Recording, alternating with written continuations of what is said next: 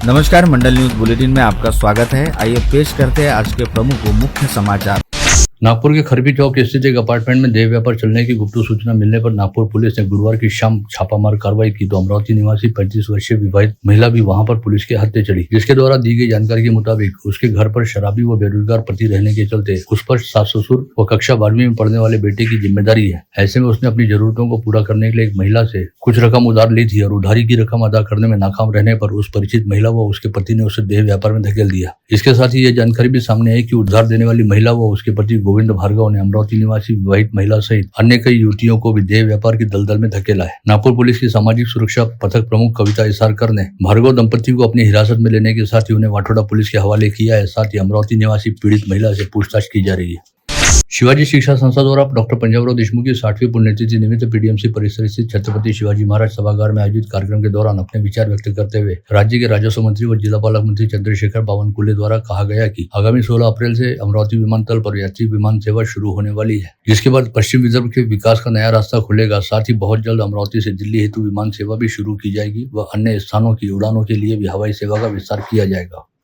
यद्यपि आगामी 16 अप्रैल को अमरावती विमानतल का समारोह पूर्वक शुभारंभ होने जा रहा है और 16 अप्रैल से मुंबई विमान सेवा भी शुरू होने जा रही है, लेकिन अभी अमरावती विमानतल पर रात के समय विमानों के उड़ान भरने व रनवे पर उतरने की सुविधा उपलब्ध नहीं है, जिसके लिए अमरावती विमानतल पर और भी कुछ जरूरी काम करने बाकी है, जिन्हें जल्द पूरा कर लिया जाएगा। ऐसी जानकारी महाराष्ट्र विमानतल विकास प्राधिकरण कंपनी द्वारा दी गई है, जिसके बाद अमरावती विमानतल से रात के समय टेक ऑफ व लैंडिंग की सुविधा उपलब्ध हो जाएगी।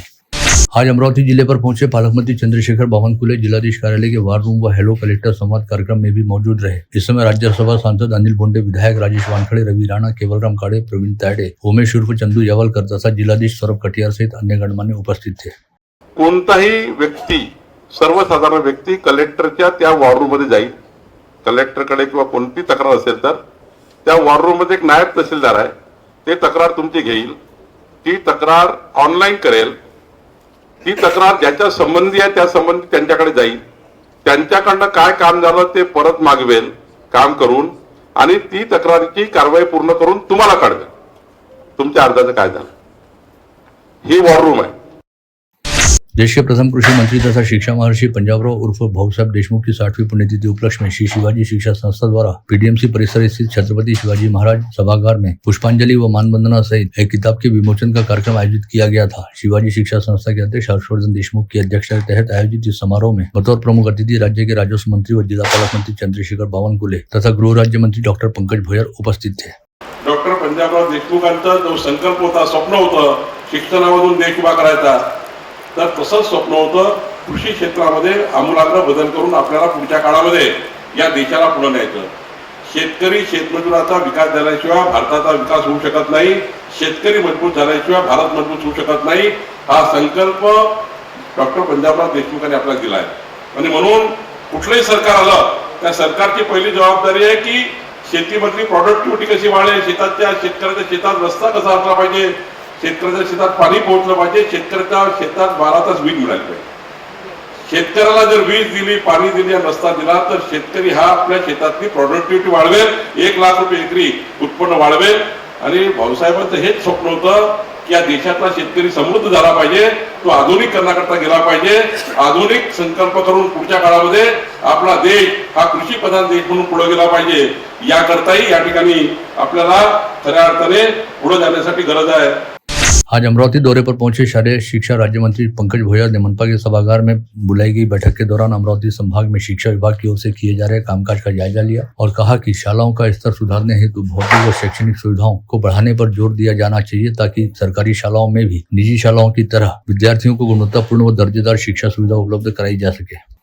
विदर्भ के 65,000 से अधिक प्रकल्प प्रभावितों को 732 करोड़ रुपए के वितरण के शुभारंभ का आज का कार्यक्रम एक सप्ताह के लिए मुलतवी हो जाने की खबर है। आज सांस्कृतिक भवन में यह कार्यक्रम आयोजित होना था, जिसके लिए पालक मंत्री बावनकुले सहित संभाग के अन्य मंत्रियों की उपस्थिति में प्रकल्प प्रभावितों को मुआवजा राशि बढ़ाकर देने के कार्यक्रम का शुभारंभ करने का दावा विदर्भ बलिराजा प्रकल्प संगठन ने किया था। लेकिन अब बताया जा रहा है कि आगामी 16 अप्रैल को अमरावती के दौरे पर पहुंचने वाले मुख्यमंत्री देवेंद्र फडणवीस के हाथों यह मुआवजा वितरण शुरू किया जाएगा।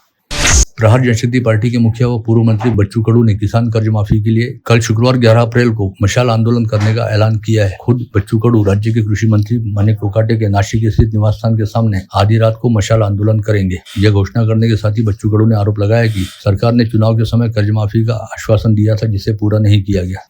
अचलपुर विभाग के विभिन्न क्षेत्रों में बड़े पैमाने पर रेती का अवैध उत्खनन जारी रहने की जानकारी सामने आते ही क्षेत्र के विधायक प्रवीण ताड़े ने कल 9 अप्रैल को प्रतवाड़ा सेगांव मार्ग पर रेत ढुलाई करने वाले कुछ ट्रकों की जांच पड़ताल की तो रेती की रॉयल्टी में चलने वाला घोटाला उजागर होकर सामने आया। इस समय विधायक ताड़े ने राजस्व एवं पुलिस विभाग के कामकाज पर सवालिया निशान लगाते हुए संबंधितों के खिलाफ कार्रवाई करने के निर्देश जारी किए।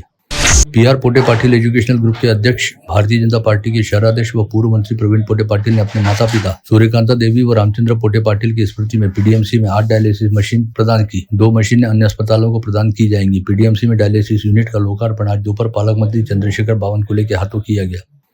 जैन समाज द्वारा प्रतिवर्ष अनुसार इस वर्ष भी आज गुरुवार 10 अप्रैल को भगवान महावीर जन्म कल्याणक महोत्सव बड़ी धूमधाम व हर्षोल्लास के साथ मनाया गया, जिसके तहत दहीसात परिसर स्थित रतनगंज से दिगंबर जैन समाज द्वारा सुबह 7:30 बजे भव्य दिव्य शोभा यात्रा का आयोजन किया गया। इस समय पूर्व महापौर विलास सिंगोले तथा राजू भेले व सुरेश रतावा ने भी उपस्थित रहकर जैन समाज बंधुओं को भगवान महावीर जन्म कल्याणक महोत्सव की शुभकामनाएं दी और महावीर प्रतिमा का पूजन किया।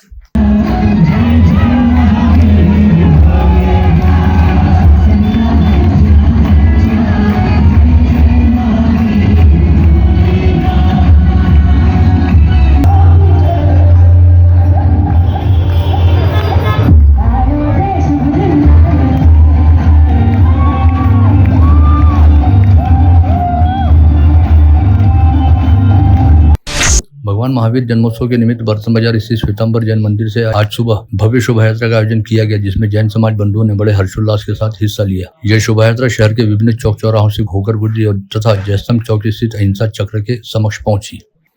श्री वर्धमान स्थानकवासी गुजराती जैन संघ द्वारा अंबापेट उपाश्रय में आज 10 अप्रैल को बड़े हर्षोल्लास के साथ भगवान महावीर जन्म कल्याणक महोत्सव मनाया गया। साथ ही केडिया नगर निवासी राजू भाई दोषी के निवास स्थान से सुबह 9 बजे भव्य शोभा यात्रा का आयोजन किया गया। शहर के प्रतिष्ठित चोरडिया परिवार द्वारा प्रतिवर्षानुसार इस वर्ष भी गर्मी के मौसम दौरान आम नागरिकों को शीतल जल की सेवा प्रदान करने हेतु जयस्तंभ चौक पर शीतल जल वितरण केंद्र शुरू किया गया, जिसका उद्घाटन आज महावीर जन्म कल्याणक महोत्सव का औचित्य साधते हुए किया गया। इस समय कांग्रेस नेता व पूर्व मंत्री डॉक्टर सुनील देशमुख के हाथों फीता काटकर दिवंगत पद्मा देवी व पारसमल चोरडिया की पावन स्मृति में स्थापित महावीर प्याऊ का शुभारंभ किया गया। भगवान महावीर जन्म कल्याणक महोत्सव निमित्त JPP महिला फाउंडेशन व जैन युवा मंच द्वारा गौ सेवा के उद्देश्य को ध्यान में रखते हुए शहर की गौशालाओं हेतु 31 क्विंटल खाद्य पदार्थों से 56 भोग का भोजन तैयार किया गया और गौ माता को अर्पित किया गया। इस समय बडनेरा निर्वाचन क्षेत्र के विधायक रवि राणा ने भी उपस्थित रहकर इस उपक्रम की सराहना की और सभी जैन समाज बंधुओं को महावीर जयंती की शुभकामनाएं दी। सुशास्त्रा फाउंडेशन व शिवाश्रय वेलफेयर फाउंडेशन द्वारा चैत्र नवरात्र पर्व के निमित्त आज गुरुवार 10 अप्रैल को दोपहर 3 से शाम 5 बजे तक हिंदू मोक्षधाम के पीछे स्थित काली माता मंदिर में भव्य देवी कुमकुम अर्पण समारोह का आयोजन किया गया था। इस आयोजन के तहत काली माता मंदिर शक्तिपीठ के पीठाधीश्वर शक्ति महाराज की प्रमुख उपस्थिति में माता की प्रतिमा का पूजन करते हुए आरती व भक्ति गीत गायन का आयोजन हुआ, जिसके उपरांत साबूदाना खिचड़ी प्रसाद का वितरण किया गया। साथ ही सभी उपस्थित महिलाओं द्वारा देवी का कुमकुमार्चन करते हुए देवी को कुमकुम अर्पित किया गया। परसों शनिवार 12 अप्रैल को हनुमान जन्मोत्सव मनाया जाना है, जिसके चलते शहर से जिले की गली गली में हनुमान मंदिरों को सजाया जा रहा है और पताकाएं लगाने के साथ ही रंग रोगन संपन्न कराने के पश्चात देवालय को हनुमान भक्तों द्वारा जमकर सजाया जा रहा है और वातावरण में हनुमान जी के भजनों की गूंज भी सुनाई दे रही है। इस समय हनुमान जन्मोत्सव के चलते बाजार में केसरी ध्वज से लेकर सिंदूर, चांदी की वर्क, चमेली का तेल व कपास के फूल आदि की बिक्री में भी तेजी देखी जा रही है। नागरिकों के स्वास्थ्य को अबाधित रखने के साथ ही उन्हें आरोग्य संजीवनी बहाल करने हेतु शोध प्रतिष्ठान के अध्यक्ष यश खोड़के के मार्गदर्शन में यश खोड़के मित्र मंडल रुग्ण सेवा समिति की स्थापना की गई। हाल ही में 2 मरीजों की शल्य क्रिया करने हेतु समिति द्वारा पहल दर्शाने के साथ ही अमरावती जिले व अन्य स्थानों पर उपलब्ध स्वास्थ्य सेवा यंत्रणा के जरिए दोनों मरीजों की शल्य क्रिया व औषधोपचार सफलतापूर्वक कराए गए। बुधवार 9 अप्रैल को अमरावती जिला वकील संघ की नई कार्यकारिणी ने अपना पदभार संभाल लिया। इस समय नवनिर्वाचित अध्यक्ष सुनील देशमुख ने विश्वास जताया कि जिला वकील संघ के विकास के लिए कार्यकारिणी एकजुट होकर कार्य करेगी। संघ के सदस्य वकीलों की आकांक्षाओं पर खरा उतरने का प्रयास करेंगे। श्री माहेश्वरी पंचायत अंतर्गत कार्यरत रहने वाले श्री माहेश्वरी नवयुवक मंडल द्वारा माहेश्वरी समाज बंधुओं हेतु आगामी 26 और 27 अप्रैल को विदर्भ स्तरीय माहेश्वरी इंडोर टूर्नामेंट के तीसरे सीजन का आयोजन किया जा रहा है, जिसमें बैडमिंटन, कैरम, शतरंज व टेबल टेनिस के क्रीडा प्रकारों की स्पर्धाएं आयोजित होंगी। सांस्कृतिक भवन के पास जिला स्टेडियम के क्रीडा संकुल में आयोजित होने जा रहे इस आयोजन में दैनिक अमरावती मंडल द्वारा मीडिया पार्टनर की भूमिका निभाई जा रही है। प्रतिवर्षानुसार इस वर्ष भी हनुमान जन्मोत्सव के उपलक्ष्य में पृथ्वी टूर्स एंड ट्रेवल्स द्वारा जहांगीरपुर हेतु निःशुल्क बस सेवा उपलब्ध कराए जाने की घोषणा की गई। इसके तहत 12 अप्रैल को सुबह 8 बजे से दोपहर 2 बजे तक अमरावती से जहांगीरपुर जाने व वापस आने के लिए पृथ्वी टूर्स एंड ट्रेवल्स की आरामदायक बसों की निःशुल्क सेवा उपलब्ध रहेगी। अंबा गेट परिसर में जवाहर गेट बुधवारा प्रभाग के पूर्व पार्षद विवेक कलुती द्वारा पेड़े बांटकर गत भारतीय जनता पार्टी का 45वां स्थापना दिवस बड़े हर्षोल्लास के साथ मनाया गया। बॉम्बे हाईकोर्ट ने राज्य के 1025 न्यायाधीशों के स्थानांतरण के आदेश जारी किए, जिसके तहत अमरावती जिले में भी कई जजों के तबादले होने का समाचार है। साथ ही 28 नए जज शीघ्र ही अमरावती में कार्यरत होंगे। अमरावती शहर के व्यस्ततम पंचवटी चौराहे पर यातायात के बीच हिंदी फिल्म के गीत पर रील बनाते कपल को लेकर अच्छा खासा जनाक्रोश दिखाई देने और पुलिस द्वारा कोई एक्शन नहीं लेने को लेकर अमरावती मंडल द्वारा बुधवार को प्रसारित खबर ने शाम में ही इम्पैक्ट दिखा दिया, जब डीसीपी कल्पना बारावकर ने फौरन कार्रवाई के आदेश दिए और उक्त जोड़े की पहचान कर उन्हें डीसीपी के सामने पेश किया गया, जिन पर उचित कार्रवाई भी की गई। उधर उस महिला व पुरुष ने भी बीच सड़क पर फिल्मी गीत पर नाचने की गलती का एहसास होने की बात कही और सभी से क्षमा याचना भी। वसंत चौक परिसर स्थित जय भोले पान मटेरियल सेंटर नामक प्रतिष्ठान के संचालक विकी मंगलानी के बारे में पूछताछ करने के साथ ही देसी पिस्तौल से फायरिंग किए जाने के मामले में कोतवाली पुलिस ने यद्यपि 3 आरोपियों को तुरंत धर दबोचा था, लेकिन इस घटना के 5 दिन बाद भी अब तक यह तय नहीं हो पाया कि विकी मंगलानी पर गोली चलाने की सुपारी किसने दी थी। इससे पहले संदेह के आधार पर गिरफ्तार बिलाल नामक आरोपी को पूछताछ के बाद छोड़ दिया गया है। वहीं अब कोतवाली पुलिस सहित शहर अपराध शाखा द्वारा मामले में अनवर हुसैन नामक एक नए मास्टरमाइंड की तलाश की जा रही है, जो फिलहाल अंडरग्राउंड है, जिसकी तलाश हेतु पुलिस के 2 दल नागपुर व गोवा की ओर रवाना किए गए। पांडुरना तहसील के जाटलापुर पावर स्टेशन के पास कार का टायर फटने के चलते हुए हादसे में दूल्हे की मां व दादी की मौके पर मौत हो गई। वहीं दूल्हे सहित 4 अन्य लोग गंभीर रूप से घायल हुए। यह हादसा बुधवार 9 अप्रैल की दोपहर में घटित हुआ।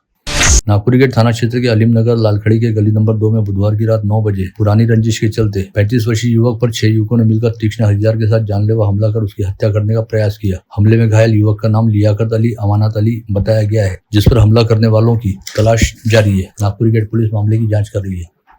धामनगांव रेलवे के पास ही आरबी जलगांव में बीपीएड कॉलेज के निकट से होकर गुजरने वाली रेलवे पटरी से होकर जा रही महाराष्ट्र एक्सप्रेस से एक महिला आज दोपहर अचानक ही नीचे गिर पड़ी। चलती ट्रेन से महिला के नीचे गिरते ही रेलगाड़ी में हड़कंप मचा तथा कुछ यात्रियों ने चेन पुलिंग करते हुए रेलगाड़ी को रुकवाया, जिसके बाद उक्त महिला को विपरीत दिशा से आ रही मालगाड़ी के गार्ड के सुपुर्द करते हुए धामनगांव वापस भिजवाया गया। इस घटना के वक्त महाराष्ट्र एक्सप्रेस की रफ्तार काफी धीमी थी, जिसके चलते उक्त महिला को कोई गंभीर चोटें नहीं आई।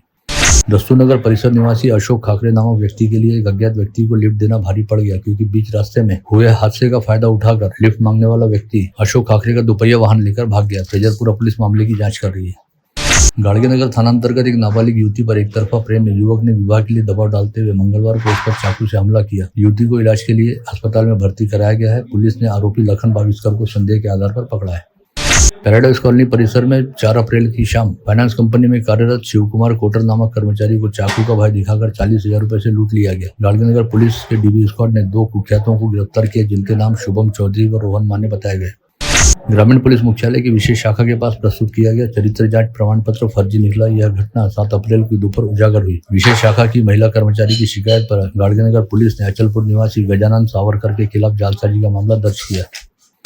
एक युवती के साथ शादी का प्रलोभन देकर उसके साथ शारीरिक संबंध स्थापित किए गए पश्चात युवक ने शादी करने से इनकार कर दिया। ऐसे में हताश हुई पीड़िता ने पुलिस थाने पहुंचकर उक्त युवक के खिलाफ दुष्कर्म का मामला दर्ज किया। पश्चात पुलिस ने संतोष बाहे नामक आरोपी को तुरंत गिरफ्तार किया।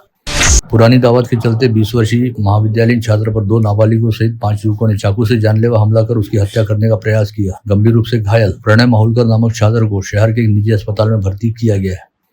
विगत 30 मार्च को सांगा विठोबा में गुड़ी पड़वा के मेले में आए भक्तों को देर रात 10 बजे लूटने वाले सोनल पवार नामक आरोपी को शहर पुलिस की अपराध शाखा ने धर दबोचा। आरोपी ने अपने अपराध की कबूली दी है। चांदूर बाजार पुलिस थाना क्षेत्र अंतर्गत एक युवक द्वारा अपने हेले की टक्कर दूसरे हेले से लगाए जाने को लेकर मना करने पर 5 लोगों ने उसके खिलाफ जमकर मारपीट की। चांदूर बाजार पुलिस ने 5वें आरोपी के खिलाफ आपराधिक मामला दर्ज करते हुए जांच शुरू की। दरियापुर पुलिस थाना क्षेत्र अंतर्गत आनंद नगर में रहने वाले एहसान शाह, रहमान शाह व उसकी पत्नी ने पड़ोस में रहने वाली एक बच्ची के साथ मारपीट की, जिसे लेकर पूछताछ किए जाने पर पति पत्नी ने प्रमोद जामनिक को लोहे की सलाख मारकर घायल कर दिया व जान से मारने की धमकी दी। चांदूर बाजार पुलिस थाना क्षेत्र अंतर्गत शिरजवा बंड के बाबा नगर में एक बंद घर को निशाना बनाते हुए अज्ञात चोरों ने 2,37,500 रुपए के माल पर हाथ साफ कर दिया। वारदात के वक्त घर के मालिक शेख शहजाद शेख रज्जाक अपने बच्चे के इलाज हेतु अमरावती गए हुए थे। बुल्ढाना जिले की संत नगरी शेगांव में बुधवार तड़के मुख्य मार्ग के किनारे खड़े 2 वाहनों को अज्ञात लोगों ने जला दिया। पुलिस ने अनुमान जताया कि संभवतः आरोपियों ने किसी बात का प्रतिशोध लेने के लिए गाड़ियों में आग लगाई होगी। क्षेत्र में लगे सीसीटीवी फुटेज जमा कर पुलिस द्वारा आरोपियों की पहचान करने का प्रयास किया जा रहा है। पश्चिम जिले की मंगरूलपीर तहसील अंतर्गत पिंपरी बुद्रुक गांव में चरित्र को लेकर रहने वाले संदेह के चलते गौतम नामक व्यक्ति ने पहले तो धारदार हथियार से अपनी पत्नी ज्योति की निर्ममता पूर्वक हत्या की और फिर खुद भी फांसी लगाकर आत्महत्या कर ली। इस घटना के चलते पूरे परिसर में हड़कंप व्याप्त है। अकोला के MIDC पुलिस स्टेशन क्षेत्र के अनुराधा दालमिल इलाके में आज सुबह एक अज्ञात युवक का शव मिला। युवक की अब तक पहचान नहीं हो पाई। पुलिस मामले की जांच कर रही है।